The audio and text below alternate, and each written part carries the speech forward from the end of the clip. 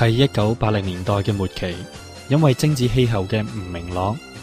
大量嘅華人從中港台三地移居到多倫多，其中基督徒嘅人數唔到5%。一班充滿異象嘅牧者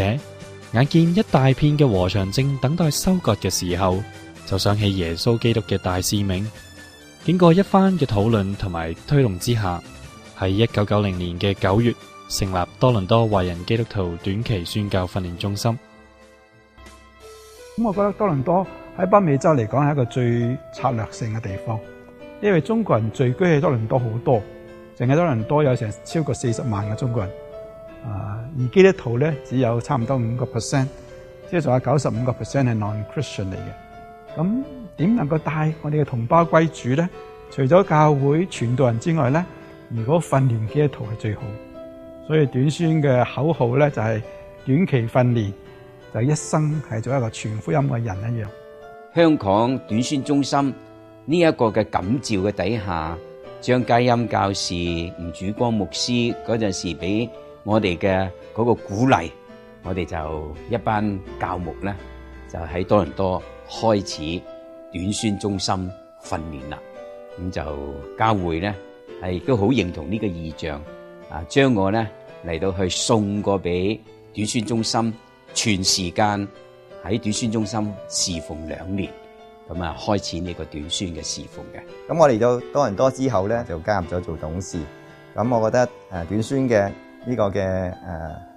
侍奉係非常之有意義嘅，因為佢係主要係鼓勵，如果弟兄姊妹有神嘅呼召，就用2年嘅時間嚟到專心嘅接受訓練，嚟到學習傳福音。短宣中心喺過去15年堅持主耶穌基督嘅大使命，針對性咁培養佈道人才。直至目前，短宣中心已經培育咗92個全日制嘅學員，有啲成為牧師或者宣教士做全職嘅侍奉，有啲亦都係返去昔日工作嘅上面，喺各行各業做佢哋福音嘅使者。同神關係呢2年嘅裏邊咧，我發覺咧，因為傳福音嘅緣故咧，所以同神嘅關係咧就特別好吓。咁喺呢2年嘅短宣嘅當中咧，我俾我自己一個好大嘅學習。我而家去諗翻轉頭，若果我當初咧唔進入去短宣咧，就貿貿然進入神學院嘅時候咧，我相信咧，我只係一個咧唔懂傳福音嘅傳道人。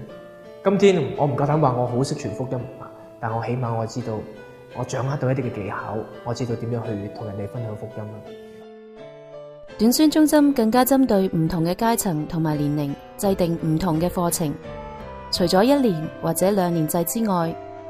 更加有喺利用暑假開辦暑宣密集課程，有適合退休或者提早退休嘅長征佈道訓練，有適合全職家庭主婦嘅算清課程。日後更加會開辦晚間嘅課程，同埋加強兒童嘅佈道訓練，讓到更多嘅人可以接受更加有效嘅裝備。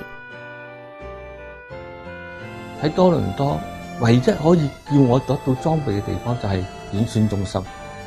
於是乎，我就翻咗嚟短宣中心學習。喺學習期間，我發覺真係嘅，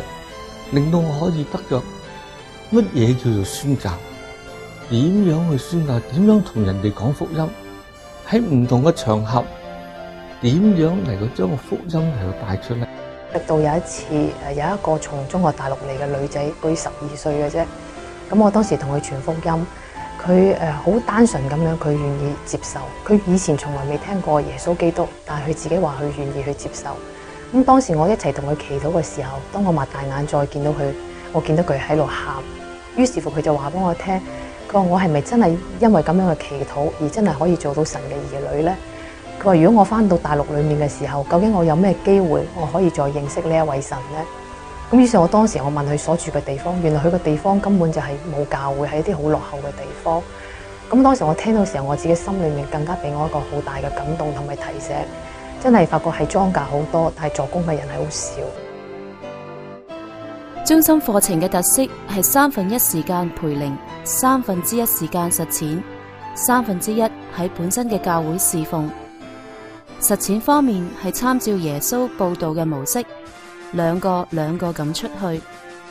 喺學習當中，同學會去到人流密集嘅地方，例如商場、街頭、交通工具上邊、老人院或者社區中心等等，主動嘅去傳福音，帶人歸主。實踐報道至今大概已經動員12000人次，探訪接觸27000人次，談道13000人，決志2200人，栽培跟進近300人。喺推動多倫多華人事工嘅同時，短宣中心亦都去到其他嘅地方，例如渥太華、滿地可、聖約翰、Sudbury、New York、巴拿馬、委內瑞拉嘅華人教會進行佈道嘅訓練，裝備當地嘅信徒。10多年嚟，短宣中心主辦唔同嘅主題講座，例如神與佛、靈界揭秘、基督教與天主教，帶領咗數以百計嘅粵語朋友信主，同時亦都裝備信徒，教導佢哋點樣去傳講真道。而最近5年，國語事工嘅發展迅速，短宣中心特地邀請咗中國嘅科學家或者學者前嚟帶領佈道會，吸引唔少國語嘅朋友信主，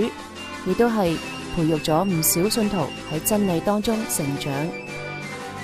看到我的同胞，他們都好像是沒有，真是沒有牧人的羊，他們在尋找，他們真是在碰釘子，他們有的在哭泣，他們在那裡，我看到我很想把他們帶到耶穌基督那邊來，但是誰一次一次的通過他們來呼召我，說李剛啊，李超呀，你當初的那個答應我的，我說神啊，我說後來我真是的，我說神啊，我說你在裡面，後來我就在短宣裡面經過2年的這個訓練。2003年，短宣中心拓展咗文字嘅事工，編輯發行加東版嘅真理報，訓以文字直接傳講福音，勇敢咁針對時弊，培養讀者分辨真理嘅能力。目前真理報每月印刷21000份，派發到加東各大嘅城市、南美洲、香港以及中國嘅內地。展望未來，我哋正處喺一個點樣嘅歷史時刻當中？耶穌曾經咁樣形容過末後嘅時代：民要攻打民，國要攻打國，地要大大震動，多處必有饑荒、瘟疫，又有可怕嘅異象同大神蹟從天上顯現。去年南亞嘅大海嘯，今年美國嘅颱風，中東同埋美伊嘅戰爭，加拿大同性婚姻合法化，大麻娼妓趨向合法，多倫多嘅治安亦都有惡化嘅跡象。現今嘅情況讓我哋睇到主耶穌再嚟嘅日子真係好近。今日好多人都因為連串嘅恐怖襲擊、永無休止嘅戰爭、天災人禍，亦都喺我哋身邊周圍嘅發生，心裏邊都有一種講唔出嚟嘅恐懼感。呢一個係咪正係基督徒應該把握同人分享永生盼望嘅最好機會呢？喺未來嘅日子，短宣中心將會繼續堅守大使命，努力不懈咁培訓更多嘅佈道人才，協助教會推行福音工作。我哋邀請你加入佈道事工嘅行列，一齊嘅去完成耶穌基督交託俾我哋嘅大使命。